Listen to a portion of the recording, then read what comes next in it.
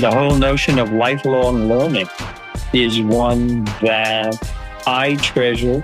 I still teach in retirement. Welcome to The Profitable Table, fed by Woolco Foods, a podcast at the nexus of hospitality, business, culture, and the mind. Now here's your host, Woolco Foods CEO, Stephen Toborff. Hello, everyone, and welcome to another episode of The Profitable Table, fed by Woolco Foods. I am your host, Stephen Toborff, and today is a day I've been looking forward to for a very long time because this is a guest that I've been very eager to speak with and have a conversation with. So without further ado, let me introduce my guest. It is Michael R. Katz. Professor Katz is the CV Star Professor Emeritus of Russian and East European Studies at Middlebury College. He has published translations of over 15 Russian novels, including Crime and Punishment, Devils, Notes from the Underground, Fathers and Sons, What is to be Done, and his latest magnificent translation of the Brothers Karamazov. Professor Katz, thank you so much for joining me today. Thank you very much. It's a pleasure to be here. And let me correct you by saying that the number of translations is now over 20. Amazing, amazing. You know, what an accomplishment. I came to know your work from Crime and Punishment when that first came out. I was an English major at the University of Chicago and have always loved literature and reading. And I had tried Crime and Punishment on a number of occasions and never could get into it. And when yours came out, I picked it up and I could not put it down. So it's really quite an honor to be with you today. Well, thank you. So if we could start, if you wouldn't mind, giving us a little background on yourself and how it was that you came to study Russian and pursue a career in academia and translation. Well, it was in 1958, the year that the Soviets launched their first Sputnik. And Americans became very uneasy about the fact that the Russians were beating us in the space race. In fact, the cover of U.S. News and World Report asked the question, how come Ivan speaks English, but Johnny doesn't know Russian? Question mark. Well, I was one of the Johnnies that in the late 50s and early 60s began studying Russian. My private high school in New York added it to their curriculum. It was taught initially by the Spanish teacher who didn't know Russian, but who began taking evening courses at Columbia University. And he would take the subway down after school and take his own class and then come back. And the next day he would teach us in our classroom. And I remember thinking that he's really showing mastery of the work and a real sense of humility, because if you asked him a question and he didn't know the answer, he would never try to fake it. He would say, wait, ask me that question tomorrow and I'll have an answer for you. And that night he would take the subway down to Columbia and he would ask his teachers at Columbia, and he would then, the next day, answer our question. Once I started teaching myself and went back to see him and thank him for all that he had done, he said, I told him that I had learned this mode from him and the model and was very impressed with it, that I didn't have to know everything. It was enough that I could find out the answer. And he said, yes, but the most important thing is to get back to the students and tell them what you found out. And that's a model that I follow and have followed in the 3 places that I've taught. You know, in preparation for our discussion, I did a little research and you didn't mention it, but you and I went to the same private high school. I also went to Horace Mann. I went there from kindergarten through 9th grade. I know that we have that in common, so that was quite interesting. Did you know Mr. Riley? Yes, I did. He was the one. Amazing. Well, so What I'd like to ask, Professor, is, and it's a twofold question. One, your latest translations, you had done Devils and Notes from the Underground, but your most recent translation is the Brothers Karamazov and Crime and Punishment. And so my question is, of the Russian authors, what led you to choose Dostoevsky? And in translating Dostoevsky, does his writings present any unique challenges or puzzles, if you will, that other Russian novelists that you've translated do not? Is there anything unique about Dostoevsky from a translator's perspective? Yes. Of all the Russian writers, he is the one who is most interested in man's consciousness and the subconscious.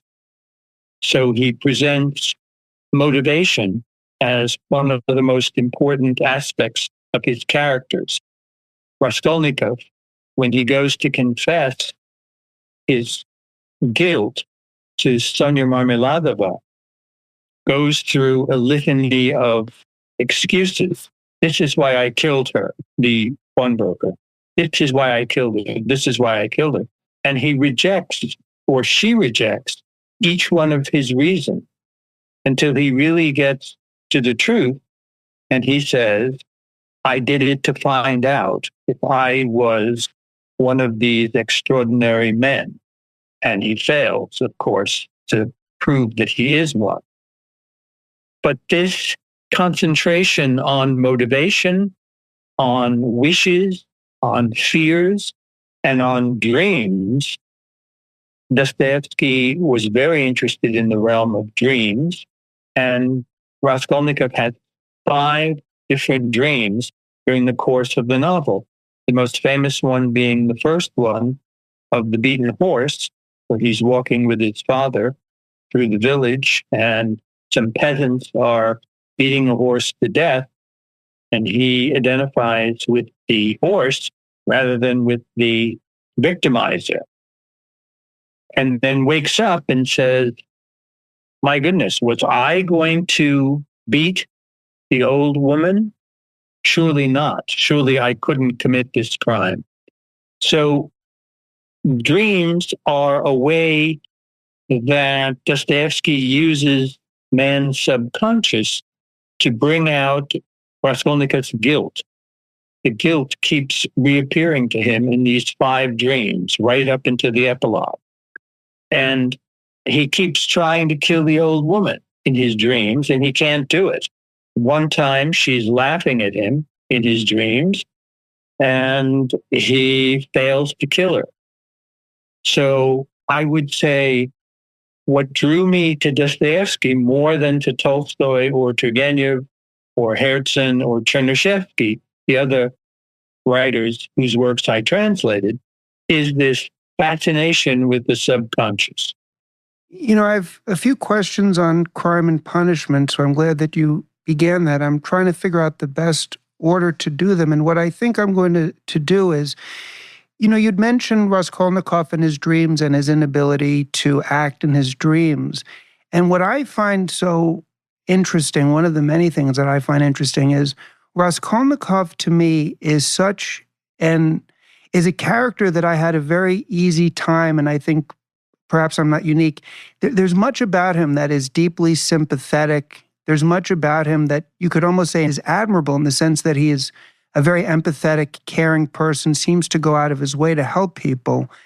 I would love to know your thoughts on that, because I almost feel by creating this character in such a manner, Dostoevsky is drawing me as the reader into a moral ambiguity, much in the same way that Raskolnikov is confronted with one, I think, throughout the book.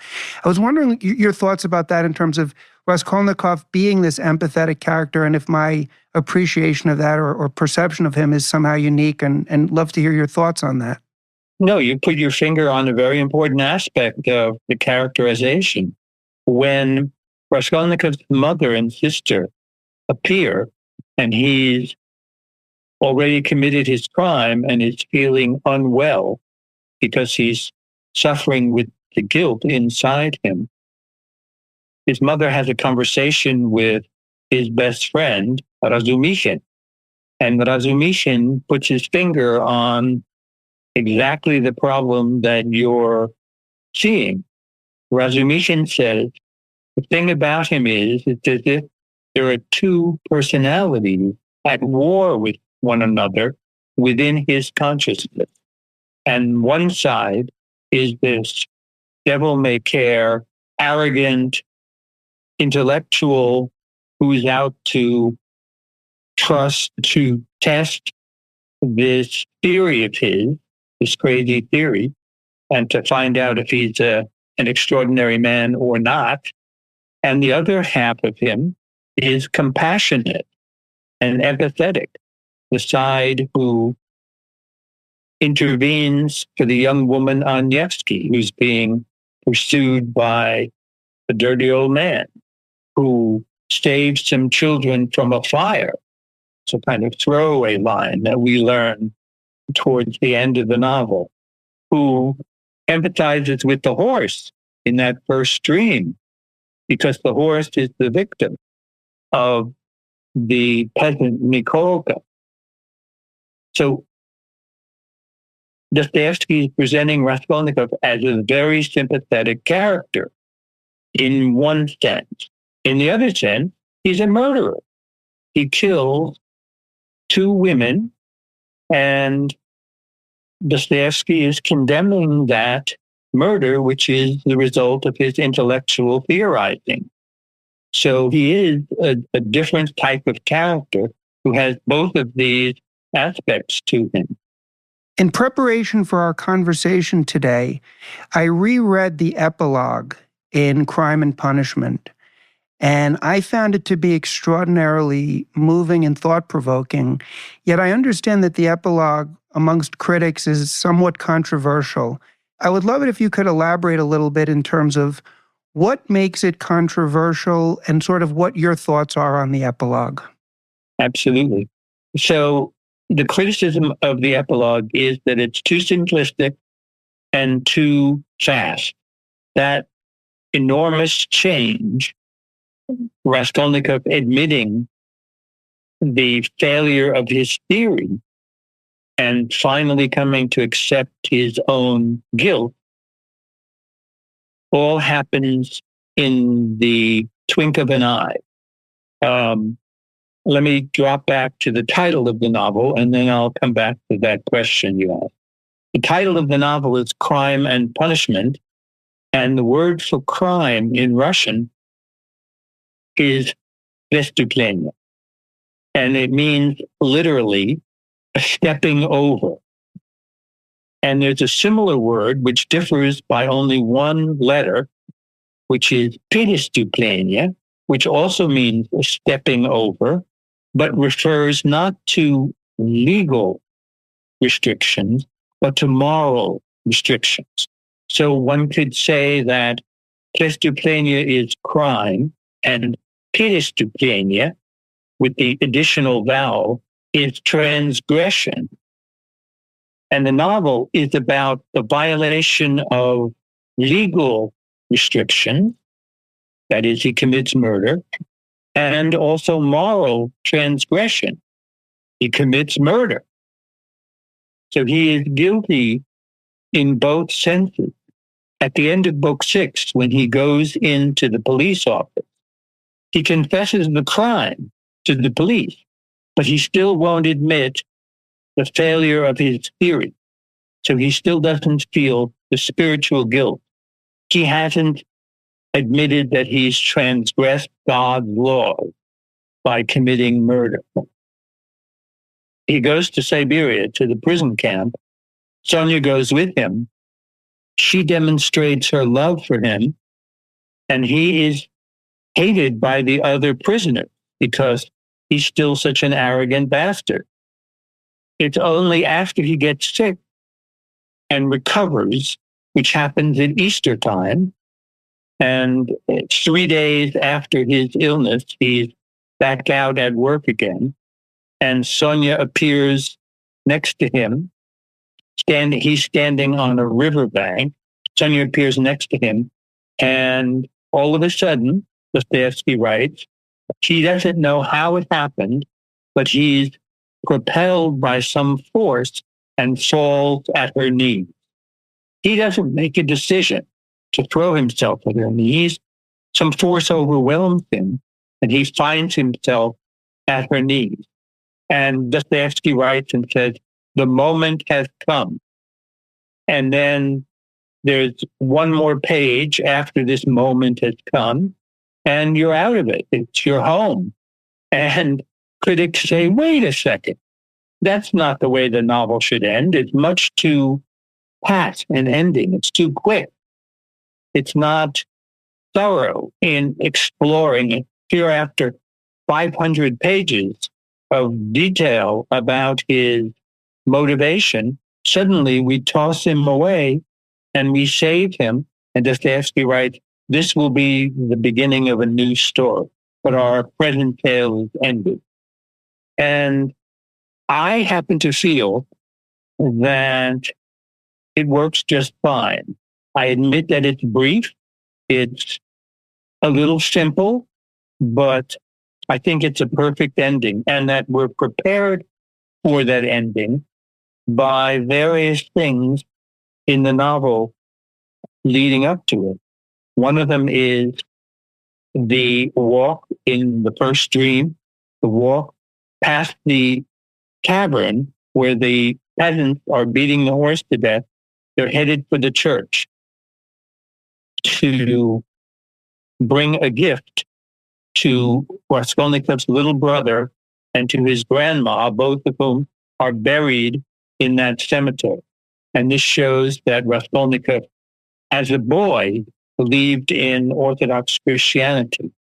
Furthermore, during the course of the novel, every time he goes across a bridge in Petersburg, he looks up and the sun is shining on the gold cupolas of the churches. And he's moved. He has a transcendent moment. And it's clear that Dostoevsky is saying he feels the tug of religiosity, the orthodoxy that was rooted in him. So when he comes to that decision in the epilogue, I think it's well prepared for. And I find the epilogue works. I really appreciate your insight, and I agree with you. And I'm going to get to questions on Brothers Karamazov later, but the critical response that you articulated with regards to the epilogue, I almost felt could have been applied to the Brothers Karamazov, where at the end, Alyosha simply says, well, let's go and eat cakes and enjoy the tradition that we all have. But before we get to that, you had mentioned before, as you were beginning to discuss Crime and Punishment, the psychological nature. And it reminds me of the famous quote of Nietzsche, who said, he was the only psychologist I had anything to learn from, referring to Dostoevsky. And so with that, I have two questions which are tied together. The first is, do you think Dostoevsky sees his novels and sees himself as using his novels to convey psychological truths as opposed to them just being themes that us readers can pick up on? And two, and I wonder how, from Nietzsche's perspective, which of course we can't know, but in reading these novels, I almost am wondered how they served as a psychological guidepost for Nietzsche. But would love it if you could just elaborate a little bit more on Dostoevsky's, and I think it's not just Nietzsche, his fame as his novels being, as you alluded to, very psychological and having great significance within that context. Mm-hmm. Start with an utterance by Sigmund Freud, who said, or who wrote, that he didn't discover the unconscious. It was rather the poets and the philosophers who came before him who discovered and described the unconscious in man's experience. He, Freud, merely devised a system for analyzing the unconscious. And that Dostoevsky, therefore, was one of the poets and philosophers who was exploring the unconscious in his novels and in his characters' dreams and in his characters' experience. So I think that the unconscious, that Nietzsche is right, that he learned from Dostoevsky, the nature of the unconscious. And that's really Dostoevsky's major contribution to world literature. As we move on to the Brothers Karamazov, well, before I ask this question, I think it's widely regarded, and you mentioned this, I believe, in your introduction as well, that the Brothers Karamazov is considered Dostoevsky's masterpiece, his crowning novel. And yet, Crime and Punishment, to me, is such an extraordinary novel as well, that I'm wondering why it is that the Brothers Karamazov has achieved this, I think, vast majority, I was going to say universal, but vast majority acclaim over Crime and Punishment. And was wondering about your opinion on that, because again, I understand these things are subjective.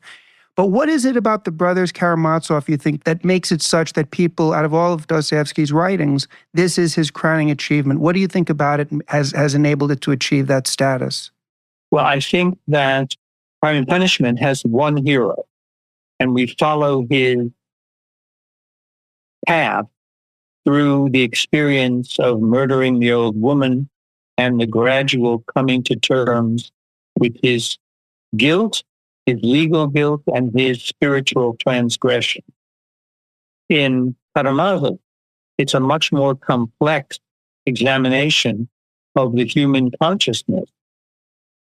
Dostoevsky divides his hero into three different parts. Each one of the brothers illustrates a different aspect of the human personality. So some critics have said that if you look at Dmitri, he represents the id of Freud's system, and that is the passion, the vehemence, the suddenness, the emotionality of the human personality. If you look at Ivan, he represents the ego, the rational ego, who thinks and analyzes and reaches various conclusions. And if you look at Alyosha, he represents the superego, the conscience of man, the spiritual aspect of man's personality. And that Dostoevsky is really looking at these three aspects of human personality, and they're interacting with each other. First two, then another two, then the three of them, then two of them. And that the complexity of that novel exceeds that of Brothers of Crime and Punishment, which is a way of saying Crime and Punishment may be, as a work of literature, a better work of literature. It's easier to follow. It has one hero. You are following his path of development and confession. With Karamazov, it's a much more complicated theme. And that's what makes it such a great work. I think it's more challenging because of these three separate personalities, but maybe less successful as a work of fiction. You know, you'd mentioned the characters or some of the characters, but the one character that is so memorable to me in Brothers Karamazov is Fyodor Pavlovich, who's absolutely hilarious. And I find Dostoevsky to be one of the most, a great humorist, one of the funniest, wittiest novelists ever. Yet I don't know that he has that reputation in the sense of when people who have not read Dostoevsky think of him, it's always with some conceptions they have about Crime and Punishment and murders and deep stuff. But Dostoevsky's absolutely hilarious.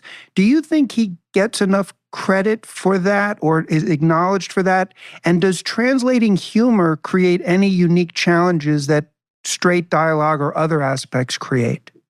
Absolutely. Translating humor is the most difficult part of the job.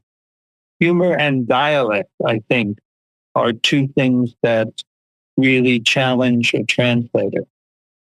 To translate humor and keep it funny in a different language is very difficult. With Fyodor Pavlovich, he really is a buffoon. Every scene he appears in is ridiculous. And he does it intentionally. He brings it to a crisis. And everybody starts laughing. And he really enjoys making a fool of himself. And Father Zosima catches him at it and tells him, don't humiliate yourself so much. You don't have to do that. But he does in every scene that he's in before he's cracked over the head. But it's difficult to render the humor. And the humor is dark when it's not about Fyodor. Fyodor is a kind of buffoon character, but Dostoevsky's humor in general is dark and almost black humor and difficult to render and keep it in the same tonality as it is in Russian. Even the monologues of Marmeladov, and pardon my pronunciations, in Crime and Punishment, which have within them such tragedy and human suffering, are also hilarious. He's able to weave in humor there as well. It's exceptional. Yeah.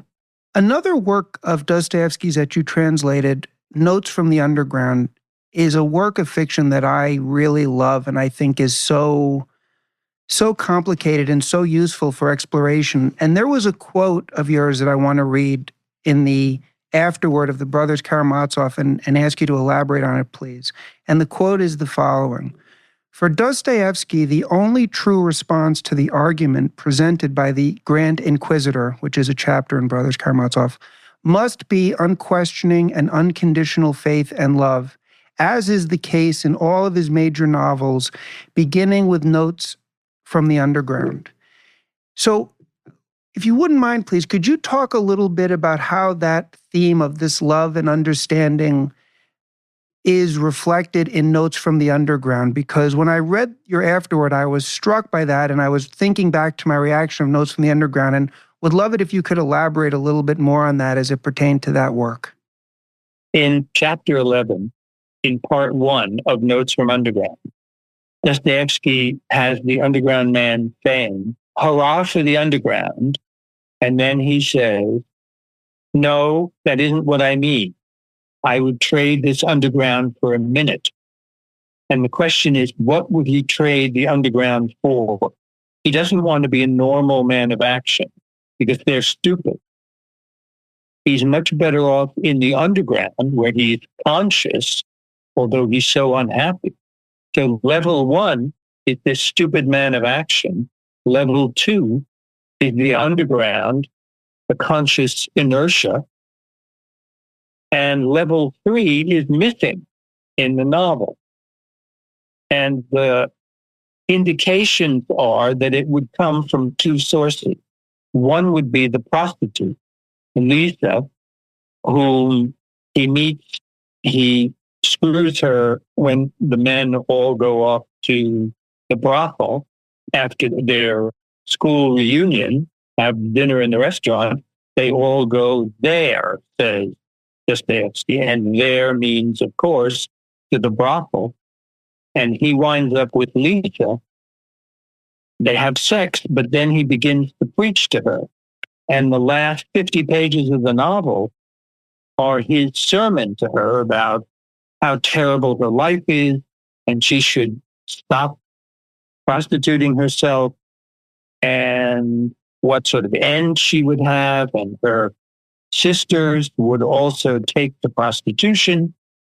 And then something happened, which Dostoevsky describes as something unexpected suddenly occurred. Dostoevsky has a great deal of affection for the adverb suddenly. Everything that's important in Dostoevsky, in all his works, happens suddenly. If it happens gradually, it's false. If it happens slowly, a little bit at a time, it's false. But if it happens suddenly, it's directly from the heart, it's emotion, and it's genuine. And what happens is Lisa, the prostitute, suddenly realizes that he's unhappy, and she throws open her arms and is willing to embrace him in his misery and his unhappiness. They do embrace. He bursts into tears, and it's a very loving scene, but it only lasts about 15 minutes because Dostoevsky says, well, I mean, how long can it happen? How long can you lie face down on the sofa weeping over your transgression? So he has a chance to leave the underground through human love.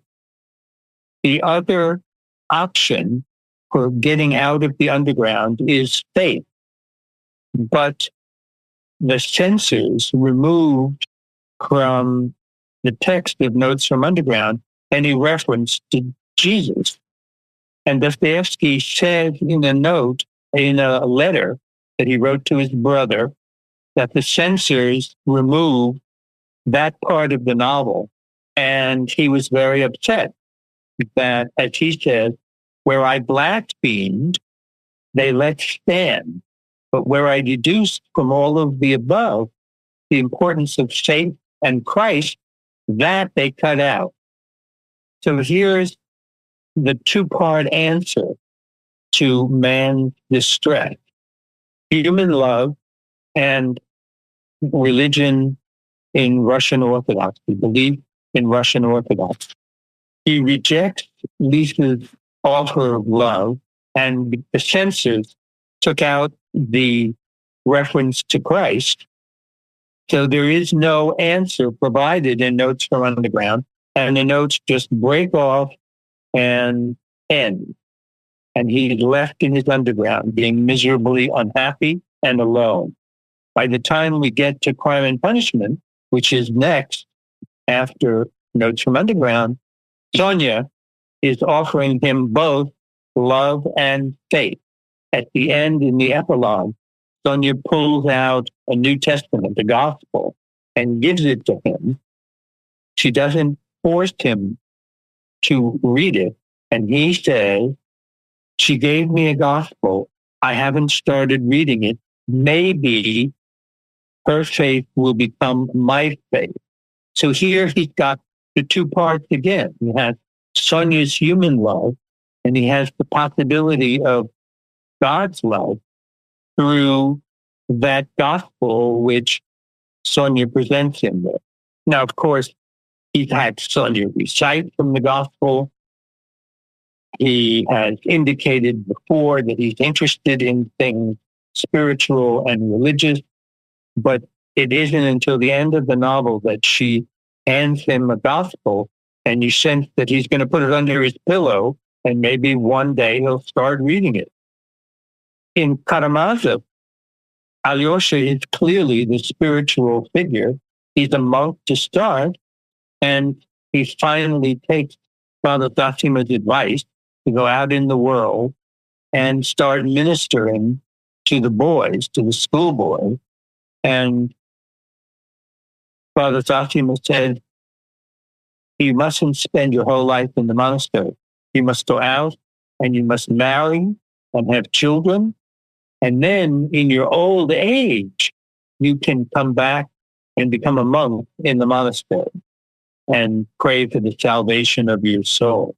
So Alyosha is combining human love with divine love in Karamazov. I really appreciate that analysis. And as I was listening to you carefully, and you had mentioned back to Notes from Underground that there were two paths for the underground man. And to even simplify it more, the love and the faith. But I would argue that perhaps there's a third path, which is the following. So much of the underground man's misery is the thoughts that he chooses to attach significance to. He begins the novel by characterizing himself in such a derogatory manner. And yet, when you were mentioning Raskolnikov and he takes the Gospels and he says maybe he would read them, I just find it interesting and paradoxical that here you have Dostoevsky, master of psychology, and yet the underground man, and this is the condition for a lot of people, which I think perhaps adds a lot of some poignancy to it, the underground man is in a prison of his own creating. there's nothing that stopped him from actually, back to your point of accepting the love of this woman, there's nothing from stop him from having a more positive self-image. He's just so married to this self-loathing that he traps himself and deprives himself of a salvation that even he could offer himself. I agree. I think that's accurate. I don't see it as a third option, except that's where he's left at the end of Notes from Underground. He never escapes from his underground. So I talked before about level 1 being the escape through Lisa's love and through Christ. But he never makes that. So he's stuck in level 2. And it is of his choosing. He says that consciousness is the disease, any sort of consciousness, not hyperconsciousness, but any consciousness is the disease. And he's very conscious. And he's not willing to subsume his personality in worship. I appreciate that insight. I mean, the Notes from Underground is such a great novel because, again, it's so hilarious, but at the same time, it's so poignant. You're almost rooting for him to get out of there and have the love. And it's such a sad ending because his speech is moving, and then the way that he gives her the money, it's really complicated and beautiful. Now, something I would love to know your thoughts on is that Dostoevsky is gaining more mainstream popularity as he is praised and referenced frequently by a lot of, well-known people in popular culture, Lex Friedman and Jordan Peterson. And I'm wondering if you would identify any themes or aspects of his novels that are uniquely suited to what's going on in the United States today, socially or culturally. And in conjunction with that, would it be appropriate, or do you think that Dostoevsky would be considered conservative in the classic sense as he's gone through the evolution of things? Or how would we compartmentalize Dostoevsky and his writings within what's going on today? And what themes or what aspects of his novel do you think are driving his popularity in current times? Well, I see his popularity as on a real upswing in Russia because Putin has this vision of himself as the savior of the great Russian nation. And Dostoevsky shared that enthusiasm for all things Russian.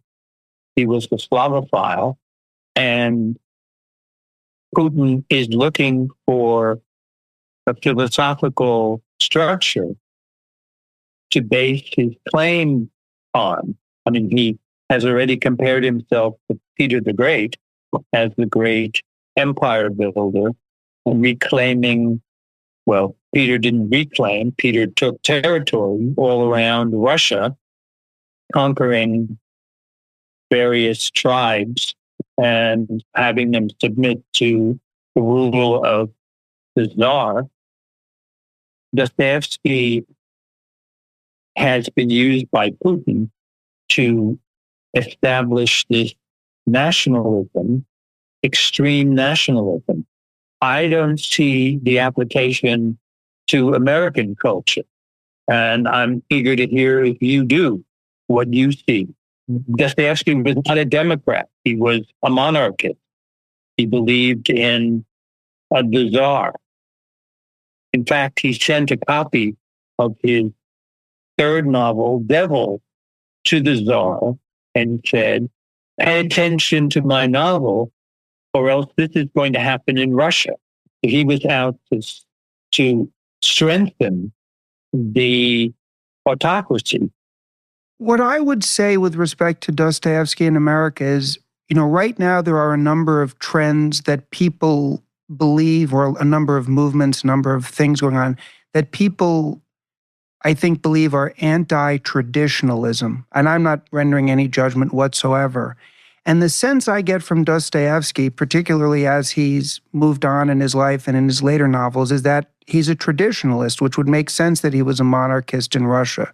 That Dostoevsky stood for the traditional values and was against these novel ideas, which may seem attractive in the beginning, but can lead to absolute destruction. And back to the novel, The Devils, where he refers to the line where he says, and then, I'm paraphrasing, comes the scum, referring to these revolutionaries and what have you. So I think for people that are, for lack of a better word, conservative here, perhaps Dostoevsky's support of traditionalism is part of what's making him popular. Do you think that that's a fair characterization of Dostoevsky? I do. I think he is a conservative. He wants to go back to the way things used to be. The Tsar in his Kremlin and God in his heaven and man obedient to both. Again, he was not a Democrat. He didn't believe in any sort of democratic institutions. He's very hierarchical. I think in that sense, perhaps it's maybe part of the culture wars or ideological. It's almost comforting to know that about Dostoevsky because his writings are so complicated and multi-layered that it would almost be unsettling if he wasn't on the side of traditionalism or conservatism, because he does give us a place to land and to sort of bring things full circle, which is, something that I really appreciate about him. And maybe that also references back to the ending of the Brothers Karamazov, where we're through this complicated and tragic and emotional journey, and people are yearning for an answer, for meaning, and he gives us one. He actually gives us one. He doesn't leave the reader left to wonder and ponder. This has been such an absolute pleasure for me, but I would like to end with one final question, which is, a number of my listeners, because this is a podcast that tends to focus on business and entrepreneurship. As I said before, I was a literature major. I love reading literature. And I don't think that and I think being a literature major was a great resource for me going into business, because I don't think that there's a better way to gain deep insight into human behavior and motivations than through literature. I'm wondering if you would share for people what your thoughts are about reading great literature as we move into adulthood, as we pursue different paths. Not everyone is in academia, yet I think everyone can benefit from these wonderful works of literature, and would love to know your thoughts on that. I agree with you 100%. And the notion of lifelong learning is one that I treasure. I still teach in retirement. I've been teaching English teachers at the Bredlow School of English. These are teachers who are in service and who spend their summers reading and writing about literature because they love it so much, and they feel that their intellectual curiosity needs to be satisfied in some way that teaching in middle school or high school doesn't provide. They love their job, but they're also students of literature as well as teachers of literature. And I think that you're exactly right, that these novels that I translate, by and large, are to be read by undergraduates as well as the general audience, the general reader, so that he or she can benefit from it as they advance through life's various stages and mature and use the insights. A 15-year-old reading Crime and Punishment is very different from a 55-year-old reading Crime and Punishment. But a 15-year-old gets a certain amount from it and enjoys it, sees it as a murder mystery, a detective novel, and that's terrific. The 55-year-old sees the novel on a much more complicated, complex basis. And that's terrific that it can be read at various stages of life. I hope my translation, every translation outlives its usefulness, gets replaced because the language changes, taste change, translations get old. But I hope mine lasts a good long time before it's replaced by somebody else's.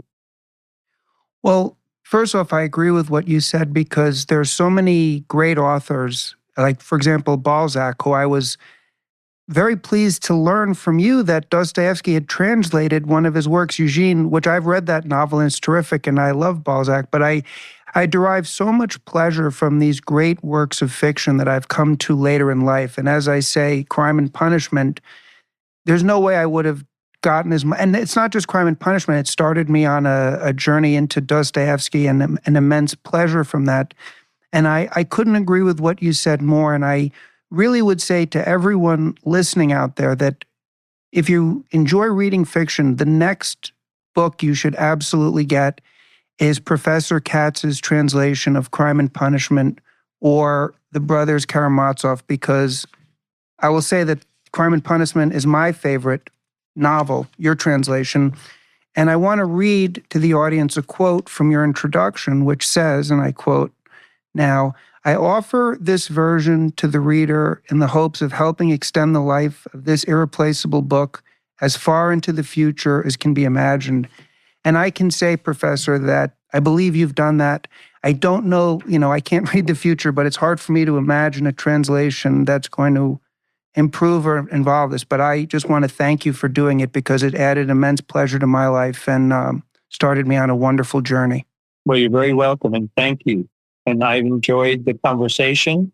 I just would let your readers know that I'm currently working on a translation of Dostoevsky's second novel, The Idiot, and hope that will be finished in 2025. And Norton will publish that as well. You've made me very happy because The Idiot is the only major novel of Dostoevsky's that I have tried to get through. I've read and this is not to say anything disrespectful about anyone, the Pravar version, the Garnett, and have not finished it. So I had known this, but I am so delighted that you are working on it because the parts that I've gotten through were very good, but I know it's going to be a phenomenal novel when you translate it. So that's something very much to look forward to. And Professor, again, this was really a pleasure. For people that are interested, I will have in the show notes all the links to the works as well as other information related to Professor Katz and Dostoevsky. And Professor, thank you again, and I hope you have an absolutely wonderful day. You're welcome. Thank you very much. Thank you for listening to The Profitable Table, fed by Woolco Foods. Please be sure to rate and review the show on Apple Podcasts or your favorite podcast app. And to learn more about Woolco Foods or Stephen Toborff, please visit us at woolcofoods.net.